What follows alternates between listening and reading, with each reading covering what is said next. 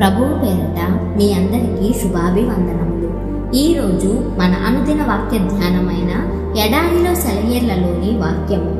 యెహోవా వీడు చూచునట్లు దయచేసి వీని కండ్లను తెరువమని ఎలీషా ప్రార్థన చేసెను. 2వ రాజుల గ్రంథము 6వ అధ్యాయము 17వ వచనము. ప్రభువా, మేము చూసేందుకు గాను కళ్ళు తెరువు. ఇదే మన గురించి, ఇతరుల గురించి మనం చేయవలసిన ప్రార్థన. ఎందుకంటే ఎలీషాకి లాగానే మన చుట్టూ ఉన్న ప్రపంచం కూడా దేవుని అశ్వాలతోనూ రథాలతోనూ నిండి ఉంది. మనల్ని మహిమాన్వితమైన విజయాల్లోకి నడిపించడానికి ఎదురు చూస్తున్నాయి ఇవన్నీ. కాబట్టి ఇలా మన కళ్ళు తెరవబడినప్పుడు మన జీవితంలోని సంఘటనలన్నీ ప్రాముఖ్యత గలవైనా లేనివైనా మన ఆత్మల పాలిట రథాలని మనం చూడగలుగుతాము. మనకి సంభవించేదేదైనా సరే అది మనల్ని ఉన్నత పరిస్థితికి మోసుకు వెళ్లే రథం అని గ్రహించి అలా స్వీకరించినట్లయితే నిజంగానే అది మన పాలిట రథమవుతుంది. అలా కాని పక్షంలో చిన్న చిన్న సమస్యలు కూడా మనల్ని భూమిలోకి అణగద్రొక్కే రథచక్రాలవుతాయి. వాటిని ఎలా ఉపయోగించుకోవాలన్నది మన మీదే ఆధారపడి ఉంది.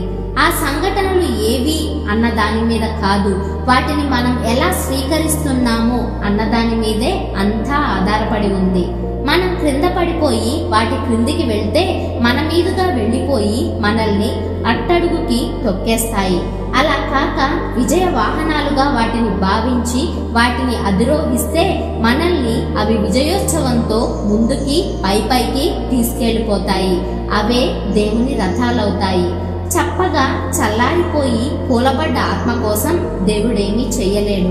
అందుకే శత్రువు చేసే మొదటి పని ఏమిటంటే మన వ్యక్తిగత జీవితాల్లో గాని మన సంఘాల్లో గాని నిరాశ నిస్పృహలను రేకెత్తించి కూలబడేలా చేస్తాడు. ఉత్సాహం లేని సైన్యం యుద్ధానికి వెళుతూ తప్పకుండా ఓడిపోతామనుకుంటూనే వెళ్తారు.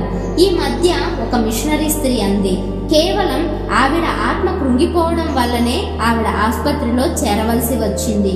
ఆవిడ ఆత్మతో పాటు శరీరం కూడా నీరసించిపోయిందట.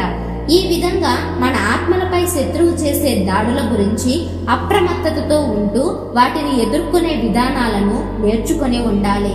మనమున్న స్థితి నుండి శత్రువు మనల్ని క్రిందికి ఈడ్చగలిగితే ఇక మనల్ని క్రమంగా అరగదీయడానికి ప్రయత్నిస్తాడు. ముట్టడి వేసి మెల్లమెల్లగా నీరసింపజేస్తాడు. చివరికి అలసిపోయి ఓడిపోతాము.